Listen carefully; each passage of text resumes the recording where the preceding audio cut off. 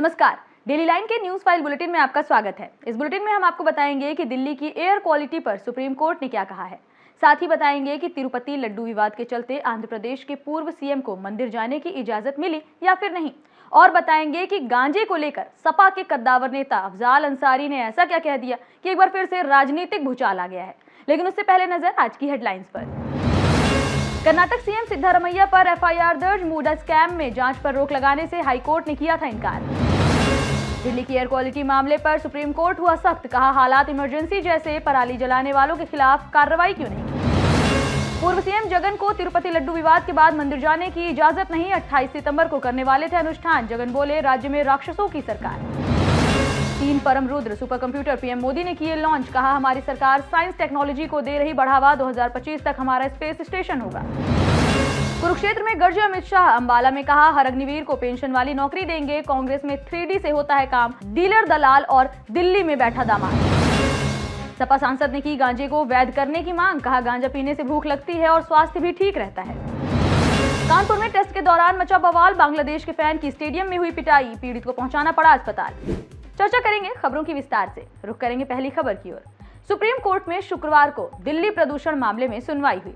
पराली जलाने के खिलाफ प्रभावी कार्रवाई न करने को लेकर कोर्ट ने commission for air quality management यानी CAQM को फटकार लगाई है। कोर्ट ने कहा कि प्रदूषण की वजह से इमरजेंसी जैसे हालात बन गए हैं। CAQM ने पूछा कि पराली जलाने में क्या कोई कमी आई है, आप पराली जलाने के खिलाफ प्रभावी कार्रवाई क्यों नहीं कर रहे हैं, लगातार बैठकें क्यों नहीं हो रही हैं। कोर्ट ने पूछा कि क्या CAQM अधिनियम की धारा 14 के तहत कोई कार्रवाई की गई है। सब कुछ कागज पर है और आप मूक दर्शक हैं।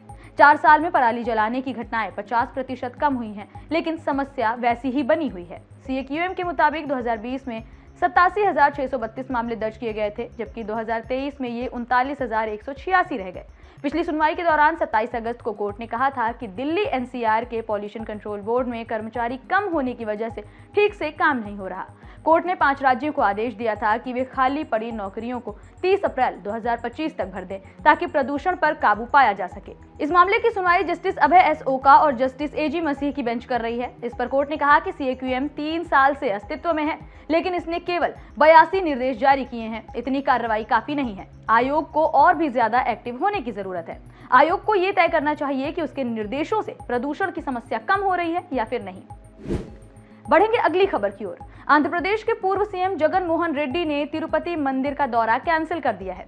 जगन रेड्डी ने कहा कि पुलिस ने मंदिर यात्रा को लेकर राज्य भर के YSRCP नेताओं को नोटिस जारी किया है।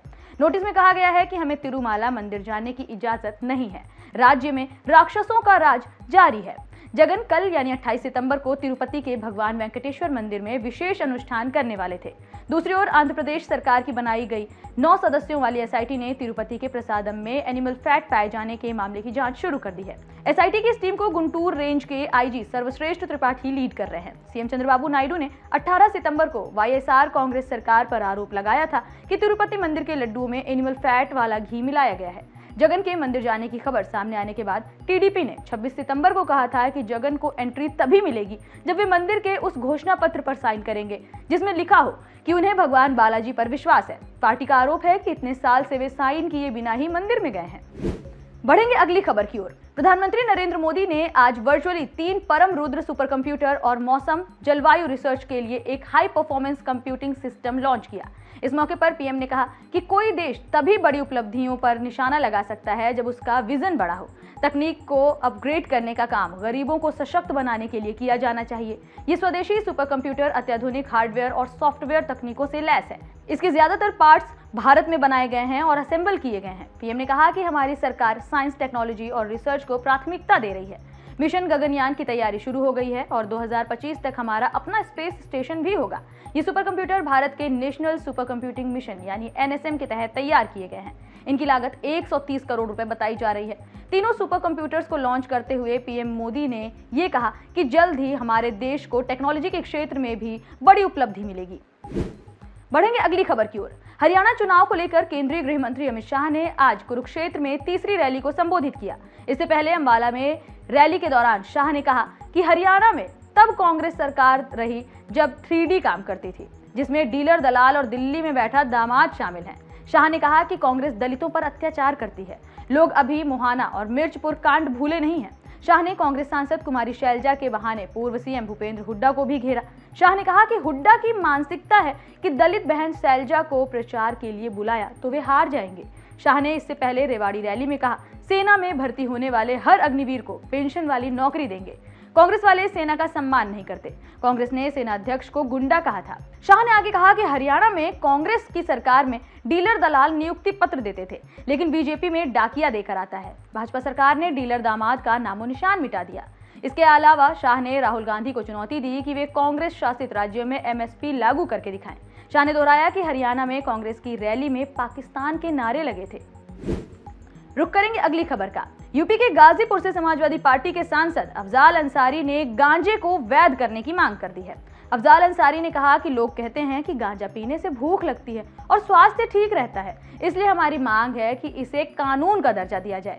अफजाल अंसारी ने आगे कहा कि कुंभ में मालगाड़ी भरकर गांजा भेज दो, खप जाएगी। उन्होंने कहा, धार्मिक आयोजनों में गांजा खुलेआम पिया जाता है। धार्मिक आयोजनों में गांजा भगवान का प्रसाद और बूटी कहकर पिया जाता है। अफजाल अंसारी ने सवाल उठाते हुए कहा कि जब भगवान का प्रसाद और बूटी है तो अवैध क्यों है। अफजाल अंसारी ने पूछा कि भगवान शंकर के प्रसाद भांग पर लाइसेंस मिल सकता है, लेकिन गांजे का लाइसेंस क्यों नहीं मिल सकता। कानून बनाया तो सम्मान कीजिए, नहीं तो छूट दीजिए। उत्तर प्रदेश सरकार की आबकारी नीति पर गाजीपुर के सांसद अफजाल अंसारी ने आवाज उठाते हुए कहा कि बिहार में शराबबंदी होने के बावजूद बिहार के बॉर्डर इलाकों में आबकारी विभाग ने कई शराब की दुकानों को लाइसेंस दिए। ऐसे में इस समस्या का समाधान करने के लिए पहले उन दुकानों का लाइसेंस खत्म करना चाहिए जो बिहार के बॉर्डर के इलाकों में खोले गए हैं। रुक करेंगे अगली खबर का। भारत बांग्लादेश के बीच हो रहे दूसरे टेस्ट मैच से पहले एक हैरान कर देने वाली खबर सामने आई है। कानपुर के ग्रीन पार्क स्टेडियम में बांग्लादेश के एक फैन को बुरी तरह से पीटने की बात कही जा रही है, जिसके बाद उसे अस्पताल में भी भर्ती कराना पड़ा। हालांकि मौके पर मौजूद पुलिस ने पिटाई करने की बात से आरोपों से इनकार कर दिया है। रॉबी टाइगर नाम से मशहूर शख्स बांग्लादेश क्रिकेट टीम के सुपर फैन बताए जाते हैं। वे अपनी टीम को सपोर्ट करने के लिए हर मैदान पर पहुंचते हैं। रिपोर्ट के मुताबिक कानपुर में भी वे अपनी टीम के सपोर्ट में बांग्लादेशी टीम का झंडा लहराते हुए नारा लगा रहे थे और तभी उनकी झड़प कुछ लोकल फैंस से हो गई। इस दौरान उन पर हमला हुआ, जिसके बाद वे बेहोश होकर गिर गए। सुरक्षा कर्मियों ने तुरंत इस मामले का संज्ञान लेते हुए उन्हें अस्पताल में भर्ती कराया। फिलहाल इस बुलेटिन में इतना ही। देश और दुनिया से जुड़ी तमाम खबरों से अपडेटेड रहने के लिए बने रहिए डेली लाइन के साथ।